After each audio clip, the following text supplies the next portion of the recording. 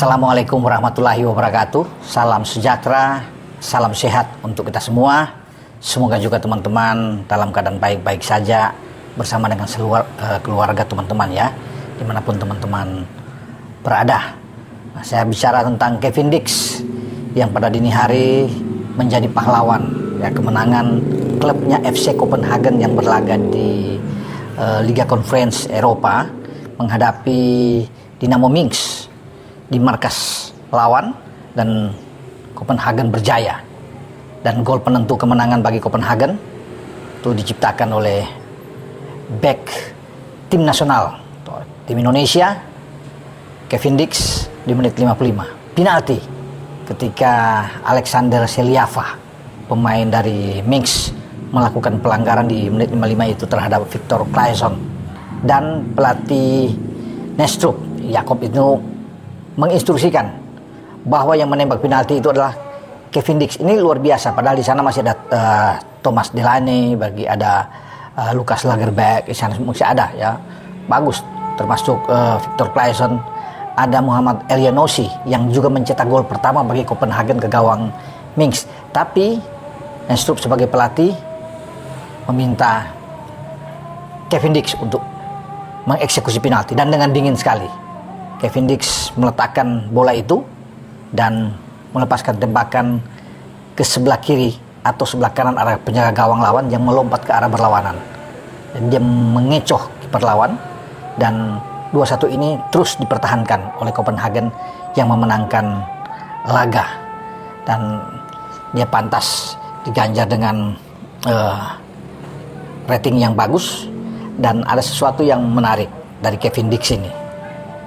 Pelatih Næstrup tidak menampilkan dia di bek tengah, memang bermain dengan 4 bek ya, Copenhagen, tapi dia dimainkan di bek kiri.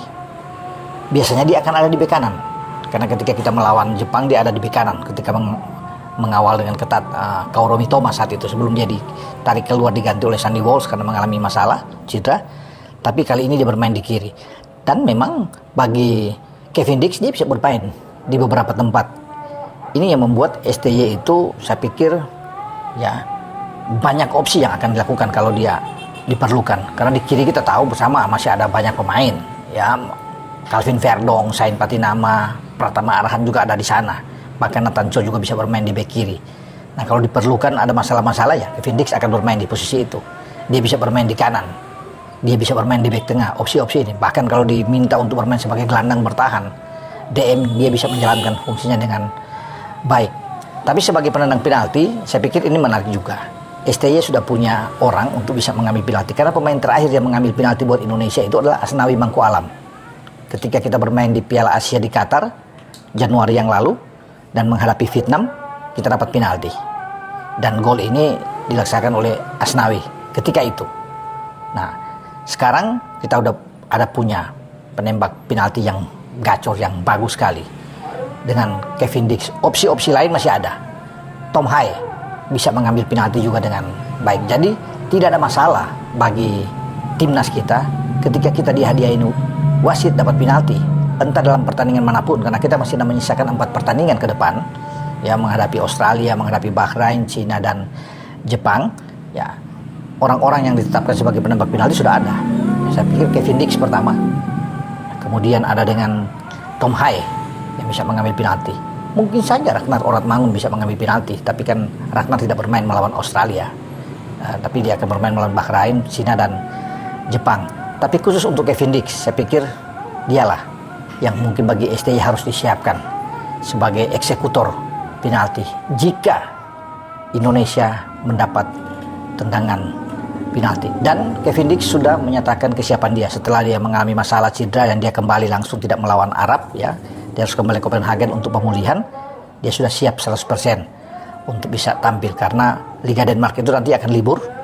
Ya, libur panjang, mungkin akan mulai pada Februari yang akan datang juga, dan dia bisa siap. Yang penting jangan sampai cedera ya. Dan Kevin Dix sudah menyatakan dia akan kembali membela tim Merah Putih, tim Indonesia, untuk menyelesaikan 4 laga ke depan ya. Itu yang saya bilang tadi kan, dengan Australia, Bahrain, Cina, dan Jepang itu. Dia ingin juga membawa Indonesia untuk bisa lolos ke Piala Dunia. Karena peluang itu terbuka setelah mengalahkan Arab dengan 2-0 di GBK, sehingga kalau kita bisa paling tidak bermain imbang dengan Australia, bisa menahan imbang, ini suatu modal yang bagus. Apalagi kalau kita menang. Kalau kita menang sudah luar biasa, pasti lolos lah itu kalau menang. Tapi imbang saja peluang itu terbuka. Atau untuk bisa menempati peringkat ketiga dan keempat bisa di tangan. Dengan catatan 2 pertandingan kandang kita manfaatkan untuk meraih 6 poin. Menang melawan Bahrain, menang melawan Cina. Itu sudah cukup oke buat kita. Melawan Jepang pun kita akan bisa melakukan yang terbaik ketika Jepang sudah nggak ada punya kepentingan mereka sudah pasti lolos. Ya mungkin saja bagi Moriyasu akan memainkan pemain-pemain lapis kedua dan cukup bermain imbang dengan Jepang, akan menempatkan kita pada posisi kedua bahkan. Kalau kita tidak kalah melawan Australia dalam pertandingan 20 Maret 2025. Jadi peluang kita itu ada. Makanya Kevin Dix sudah menyatakan kesiapan dia ya untuk bisa membela ini. Jadi opsi di belakang itu kuat. Ketika kita tidak punya Justin Hubner yang mengalami masalah, Kevin Dix sudah kembali. Bisa bermain di back tengah bersama dengan Rido dan bersama dengan Jai Ises. Bisa dimanfaatkan, tapi kita mesti punya Mads Hilgers. Nah, di saat Kevin Dix dan Copenhagen bisa meraih kemenangan di Liga Conference Eropa, pada saat bersamaan juga dini hari, sayang di kandang sendiri Mads Hilgers gagal membawa FC Twente itu bisa menang ya, karena mereka ditaklukkan oleh tetangga mereka San Gilois, ya, Union San Gilois dengan 0-1 lewat Mohamed Luzaini karena bisa mencetak gol, dan Hilgers sempat ditarik keluar ya, bermain 87 menit sebelum ada Gustav Lagerbielke yang menggantikan Hilgers. Tapi Hilgers secara rating oke, bagus ya. Ada 12 dari 16 kali memenangkan duel, ada lebih dari mungkin 3 tackle yang dia berhasil dengan bagus ya. Operan dia juga di atas 80%. Jadi dia tampil oke. Cuma sayang klubnya FC Twente itu gagal untuk bisa ini bermain tapi di Liga Eropa.